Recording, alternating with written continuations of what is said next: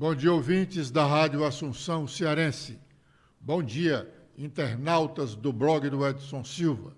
Estamos começando agora o nosso programa, o último desta semana, dizendo que o estado do Ceará realmente, como já dissemos aqui em várias outras oportunidades, financeiramente não anda muito bem.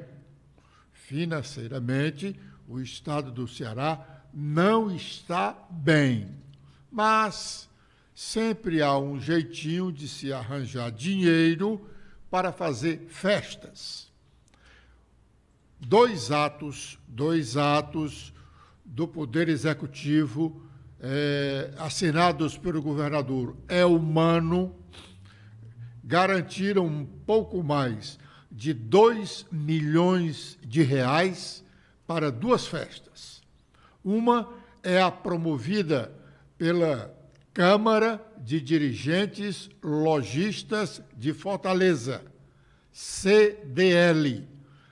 É o tal Ceará Natal de Luz.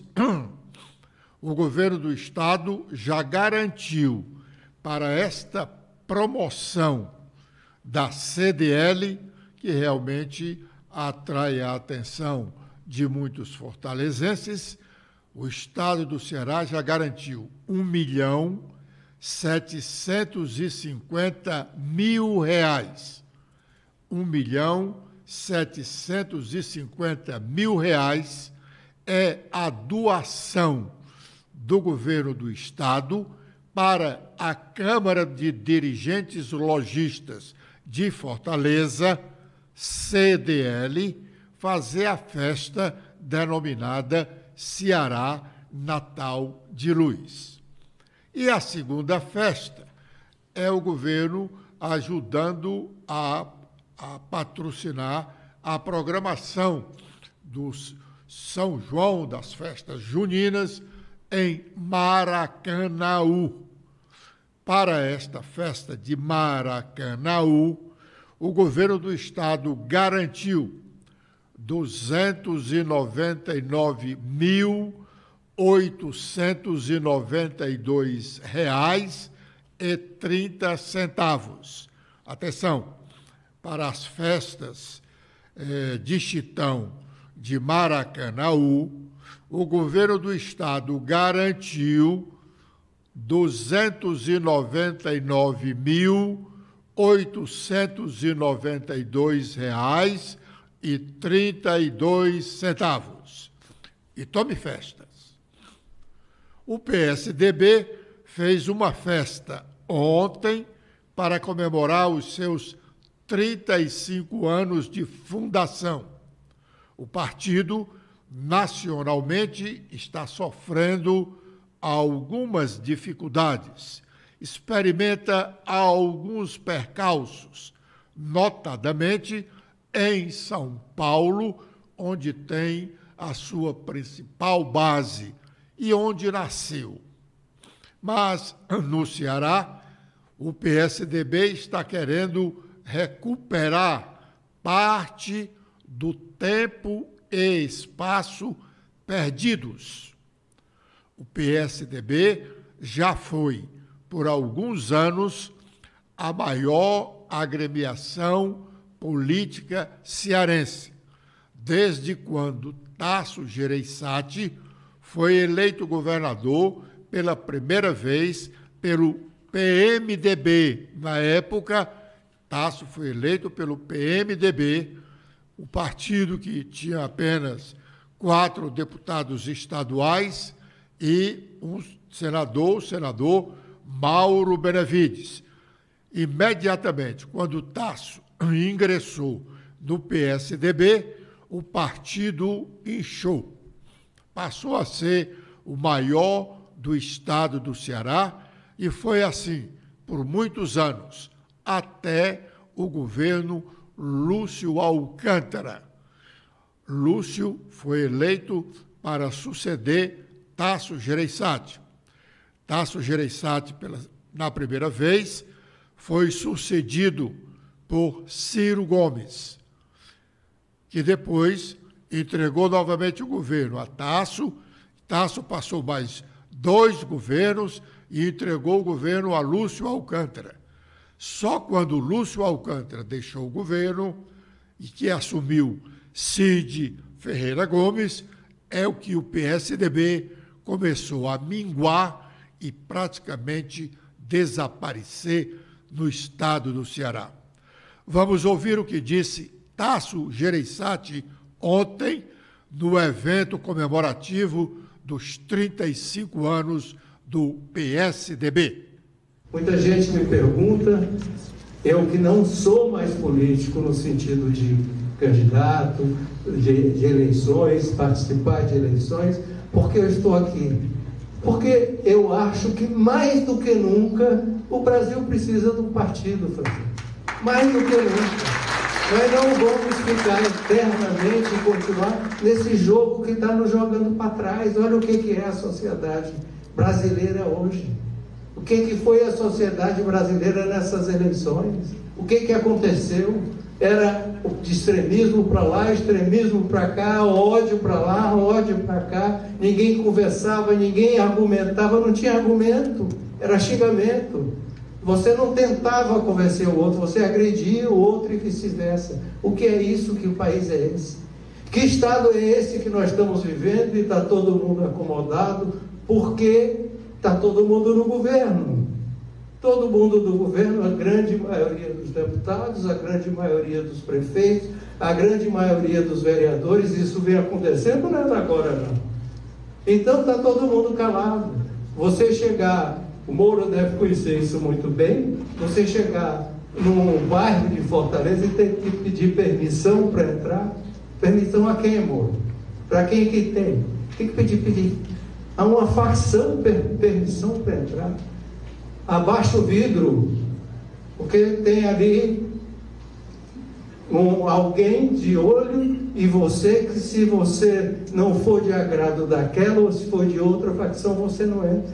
Praticamente todos os bairros de Fortaleza está acontecendo isso e nós estamos acomodados com isso. As indústrias não estão vindo, estão indo embora. Hoje mesmo está nos jornais a Gerdau fechando a fábrica, indo embora. Guararapes fechou e indo embora. 33 secretarias. Alguém falou aqui, como era no passado, que você escolhia, e o Ceará foi famoso lá atrás, muita gente, aqui a maioria não lembra, porque era um estado dividido entre 3 coronéis. E a montagem da secretaria era dividida em 33% das secretarias para um, 33% para outro, 33% para outro. Agora aqui, se faz 33 mini secretarias para atender todos os pleitos dos políticos que foram cooptados para apoiar o governo. Então nós temos com o nosso dinheiro, com o dinheiro de vocês, com o dinheiro do povo cearense, pagando essa imensa cooptação. E não existe partido. Tasso fez referência aos 3 coronéis. Na verdade, ele venceu a eleição apoiado pelo governador da época, Gonzaga Mota, que era que era chamado naquela época filhote de coronel. Gonzaga Mota chegou ao governo no entendimento dos 3 coronéis, Virgílio Távora, Adalto Bezerra e César Calles. Todos 3 foram governadores do estado do Ceará. Adalto, no acordo com Virgílio e César para a escolha de Gonzaga Mota governador, foi escolhido vice-governador. Adalto foi governador do estado, depois foi vice-governador na chapa do Gonzaga Mota, com quem rompeu. Tasso Gereissati ganhou a eleição, apoiado por Gonzaga Mota, concorrendo com Adalto Bezerra. Ele derrotou os 3 coronéis. Naquela época se dizia que o governo do estado do Ceará era dividido entre os 3 coronéis. Daí a referência que o ex-senador fez no seu pronunciamento de ontem à noite agora publicado aqui no nosso programa. O ex-ajudante de ordens do ex-presidente Jair Bolsonaro, o tenente-coronel do Exército, Mauro Cid, atualmente preso por suposta prática de ações antidemocráticas, será o próximo depoente da Comissão Parlamentar Mista de Inquérito. Stephanie. Olá, internautas do blog do Edson Silva. A CPMI, que investiga os atos golpistas do 8 de janeiro, vai ouvir na terça-feira, a partir das 9 horas, o depoimento do tenente-coronel Mauro César Barbosa Cid, o ex-ajudante de ordens do então presidente Jair Bolsonaro. Mauro Cid está preso desde 3 de maio, acusado de fraudar cartões de vacinação. Na segunda-feira, a ministra Carmen Lúcia, do Supremo Tribunal Federal, determinou que Mauro Cid é obrigado a prestar depoimento à CPMI. Ele pode ser acompanhado por advogados e tem o direito de ficar em silêncio para não responder perguntas que o incriminem. A mesma decisão valeu para Jean Lawande Júnior, que depois, na terça-feira. De acordo com a Polícia Federal, a perícia no celular de Mauro Cid mostrou trocas de mensagens entre ele e Lawande, tratando de um golpe de Estado que foi negado pelo acusado.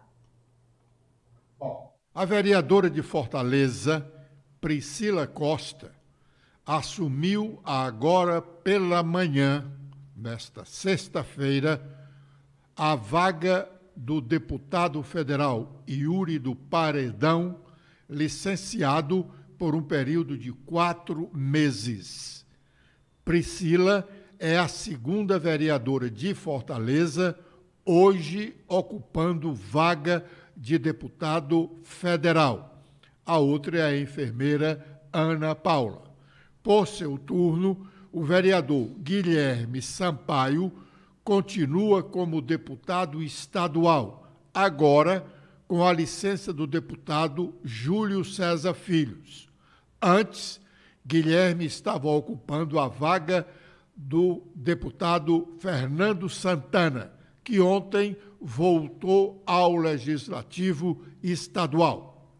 Priscila, logo após empossada, agora pela manhã, como deputada federal, usou a tribuna da Câmara dos Deputados.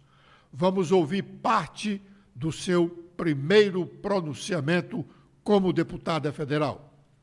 Hoje eu estou aqui não sozinha. Eu trago um bebê no meu ventre. Estou aqui sendo uma deputada federal, trazendo o meu barrigão com o meu 4º filho. E por isso eu cumprimento também a minha família. Meu esposo está comigo, pastor Frota Neto.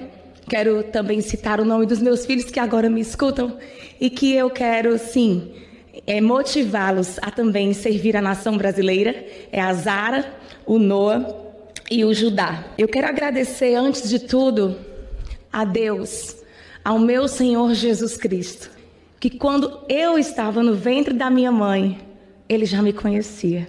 Quero agradecer aos meus pais, meus primeiros encorajadores que acreditaram em mim. Eu sou uma privilegiada de estar cercada de uma grande família de irmãos, irmãos de fé, irmãos de sangue, líderes inspiradores, irmãos em Cristo.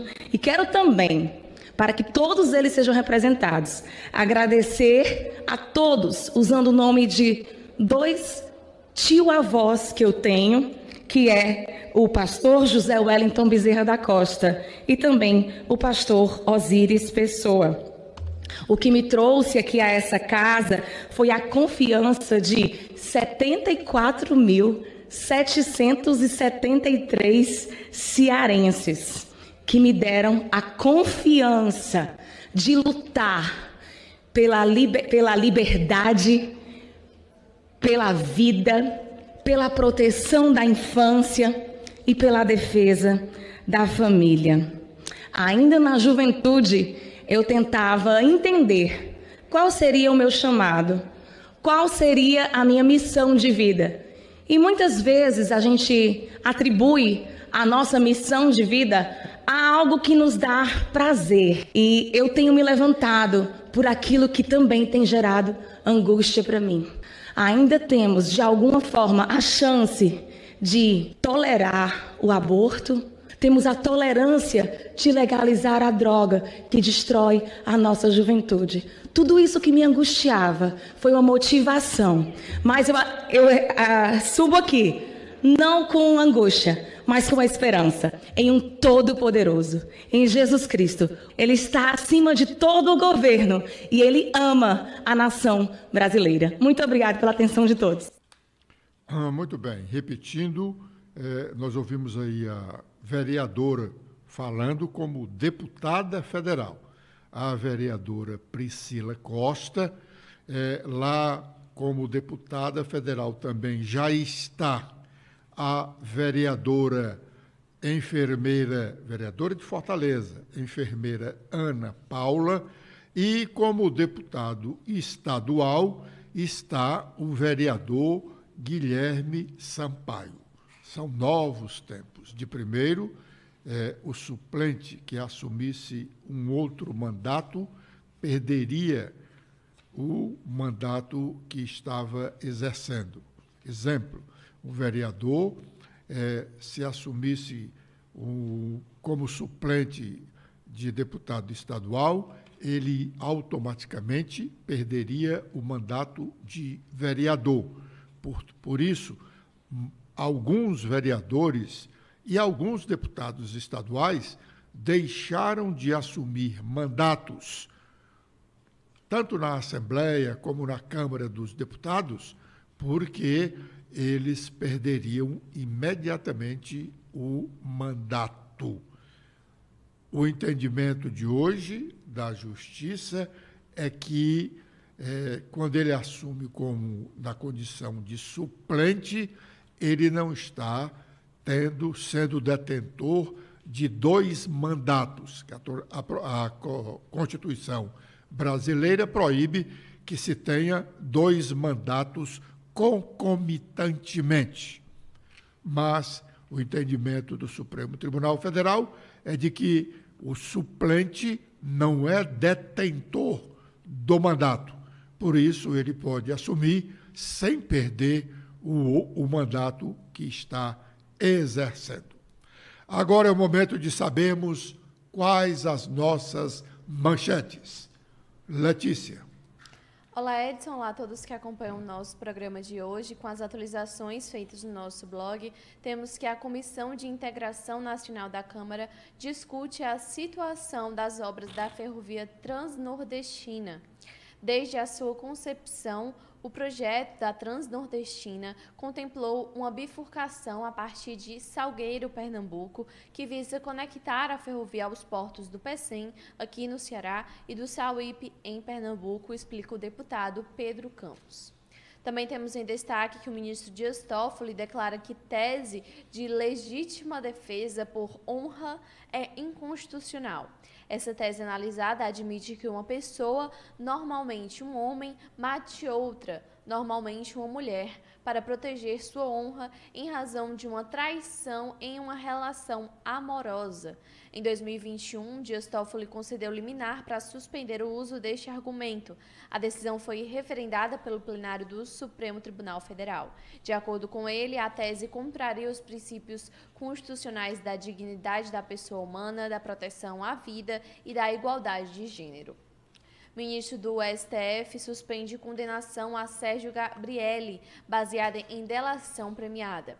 O magistrado Cássio Nunes Marques suspendeu essa decisão da Corte de Contas, Tribunal de Contas da União, que condenou o ex-presidente da Petrobras ao pagamento de débito e multa no âmbito de tomada de contas especiais que apurou superfaturamento na compra da refinaria de Pasadena, nos Estados Unidos. A liminar foi concedida em um mandato de segurança. Agora com os destaques nacionais, iniciando pelo Estadão, temos em principal manchete que Carmen Lúcia, Cássio Nunes e Alexandre de Moraes decidem hoje o futuro político de Bolsonaro, que pode ficar fora das eleições por 8 anos. O placar do Tribunal Superior Eleitoral está em 3-1 para condenar o ex-presidente e essa virada é improvável. Com os destaques do Globo, também temos em principal destaque a coluna de Lauro Jardim, que fala sobre a tentativa de anistiar Bolsonaro na Câmara Federal, que terá uma reação judicial do PDT. O autor da ação no TSE. O partido foi autor da ação que pode tornar Bolsonaro inelegível. Também temos sobre os ataques golpistas de 8 de janeiro, que o ex-ajudante de ordens de Bolsonaro, Mauro Cid, presta depoimento à Polícia Federal. E com os últimos destaques agora da Folha de São Paulo, temos sobre a economia, o desemprego cai a 8,3%, com menor procura por trabalho, de acordo com o IBGE. Esses dados são referentes ao trimestre até o mês de maio. Bom, como foi dito aqui pela Letícia em uma das manchetes dos sites nacionais, o TSE estará começando a última sessão do ano, a sessão de encerramento, ou melhor, do semestre, a sessão de encerramento do semestre do Judiciário, a partir do meio-dia de hoje. Também com o encerramento do julgamento do processo contra o ex-presidente Jair Bolsonaro, esse processo foi promovido pelo PDT sobre abuso do poder político na campanha eleitoral do ano passado. Esse julgamento foi iniciado na última terça-feira. Teve sequência ontem, quinta-feira, e ainda faltam votar os ministros Carmen Lúcia, Cássio Nunes e Alexandre de Moraes. Até agora, o placar está 3-1 pela decretação de inelegibilidade de Bolsonaro por 8 anos. O único voto a favor de Bolsonaro foi do ministro cearense Raul Araújo, proferido no final da manhã de ontem. Vamos ouvir o que disse Raul Araújo no seu voto. Fecho aspas, citando então Frederico Franco Alvim. Assim, embora não se possa negar que as eleições de 2022 experimentaram um conjunto de percalços e dificuldades decorrentes de um contexto de instabilidade oriundo de discursos de conteúdo inverídico, no qual a fala do então presidente Jair Messias Bolsonaro é exemplo significativo, há de se igualmente reconhecer que a Justiça Eleitoral foi capaz de conduzir o pleito de forma orgânica, com ampla e livre participação popular, pronta proclamação do resultado e oportuna diplomação, e adoção de medidas suficientes à contenção do que poderia ter se transformado num grave episódio. Não houve a gravidade porque a Justiça Eleitoral prontamente interveio, sobretudo naquelas representações sob a relatoria da eminente ministra Maria Cláudia Buchaneri, que referi no voto. Em consequência, sendo a gravidade aferível pela vulneração aos bens jurídicos legitimamente e normalidade das eleições, mas sendo esses sujeitos a um juízo de valor de grau, fato é que a intensidade do comportamento concretamente imputado à reunião de 18 de julho de 22 e o conteúdo do discurso não foi tamanha a ponto de justificar a medida extrema da inelegibilidade. Especulações e ilações outras, repito, não são suficientes para construir o liame causal e a qualificação jurídica do ato abusivo, razão pela qual o comportamento contestado, apreciado em si mesmo, como acima feito, leva à inescapável conclusão pela ausência de gravidade suficiente. por todo o exposto, rogando vênias por esse demorado voto e também vênias especialmente dos entendimentos contrários e, em particular, do eminente relator, ministro Benedito Gonçalves, julgo improcedente o pedido. Foi o único voto dado em favor de Bolsonaro. 3-1. A perspectiva é de que ele será condenado à inelegibilidade por 8 anos.